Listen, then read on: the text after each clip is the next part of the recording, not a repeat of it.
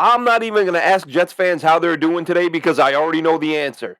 They're pumped, stoked, psyched, still a little bit shocked, and who can blame them? I'm Glenn Norton with JetNation.com. Be sure to log into JetNation.com where you can register and become a part of what is the most active Jets message board on the web. So there's something I'm seeing this morning that's really jumping out at me. Listen, I know when teams lose, especially when they get upset, when they lose a game they don't expect to lose, you're going to hear a lot of excuse making. I mean, can you believe our good friend Dom C tweeted this out earlier, and I've now since seen it from a few Eagles, media fans. Someone tweeted out a video of some Eagles talking heads, and we're seeing it. A thing where we're hearing about the Eagles' injuries. Are you kidding me? Really? Like who did they have injured? Who's on the same plateau, the same level as Aaron Rodgers? Here's what the Eagles did have. The Eagles had they had Devontae Smith and A.J. Brown, arguably the best tandem of receivers in the NFL, if not the best, they're top three. And they had their billion-dollar quarterback, and the New York Jets shut them out over the final 35 minutes of the game. And their billion-dollar quarterback can run like hell. So you had injuries on the O-line. Okay, yeah, Jets had that too. They lost AVT a couple weeks ago. They lost Tippmann during the game. So you have a quarterback who can run. There's no reason you can't move him around. And then you have dynamic receivers to make plays down the field. And the Jets are defending them with CB4, CB5, CB6. CB5 and 6 being out of the NFL a couple of weeks ago. These are guys they signed 10, 11 days ago. And that's who your dynamic receivers and all-world quarterback are working against. And over the final 35 minutes of the game, you're getting shut out. So I don't want to hear about injuries. But the other thing is how the Eagles could have won this game, but they gave it away. The Eagles gave this game away. Look at the opportunities they had, and they gave it away. The Jets took it. Nobody gave them anything. Did they give Bryce Hall an interception because Jermaine Johnson was playing like a monster and pressured Jaylen Herz and forced an errant throw? Who gave that to anybody? I didn't see anyone roll out a red carpet to let Jermaine Johnson get to Jaylen Herz.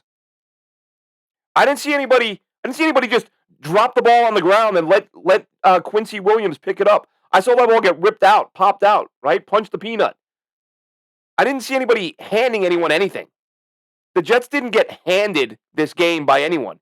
What the Jets did today, or last night, what the Jets did was show everyone watching that they can play with anybody. And they'd already showed that by taking the Chiefs down to the wire. So you knew they could play with the best of the best. And really, let's not get back into that BS interception call. The Jets could have won that damn game. The Jets are a blown call from the official from being able to say they beat both of last year's Super Bowl participants in a span of 3 weeks. That's where the Jets are right now.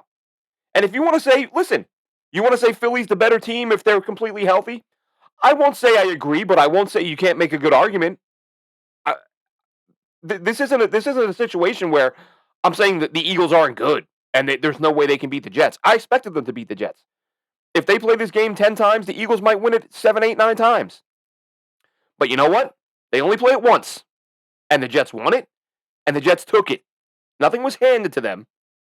They went out there, they lined up undermanned against a team that was in the Super Bowl last year. And as Dan Orlovsky put it this morning on ESPN, they had Jaylen Herz in the second half playing like a rookie. The constant pressure, over and over again, pressure from that D-line, put him in a place, Jaylen Herz, where he wasn't trusting his blockers. The pockets were collapsing, and his play was crumbling. And listen, I'm not going to pretend that I've watched a ton of Eagles football, because I don't.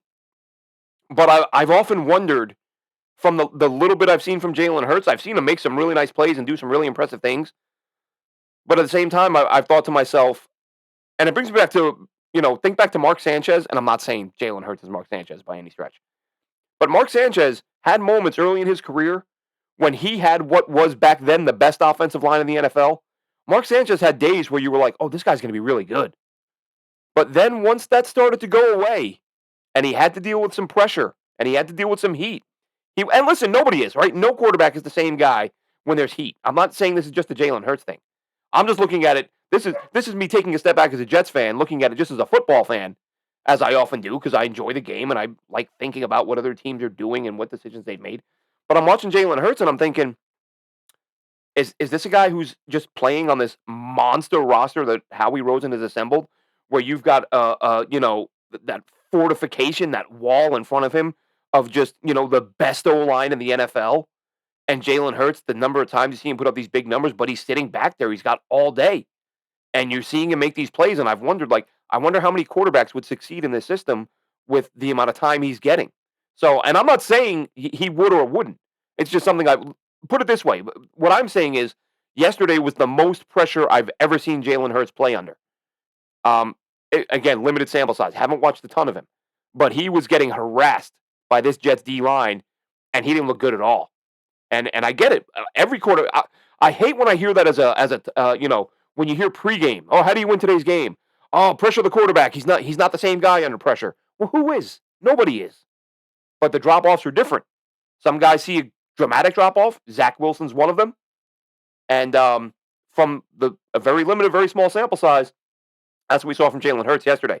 But again, the reason why Jalen Hurts played the way he did was because the Jets did what they did. Let's give Bryce Huff show him some love for the game he had. Jermaine Johnson was playing out of his mind.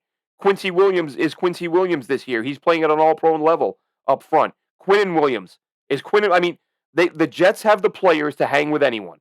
And yesterday they hung with a team and just waited till they made a big play that Tony Adams picked to put them in the red zone, and they beat a team that was in the Super Bowl last year, not because anyone gave them anything, but because they took it.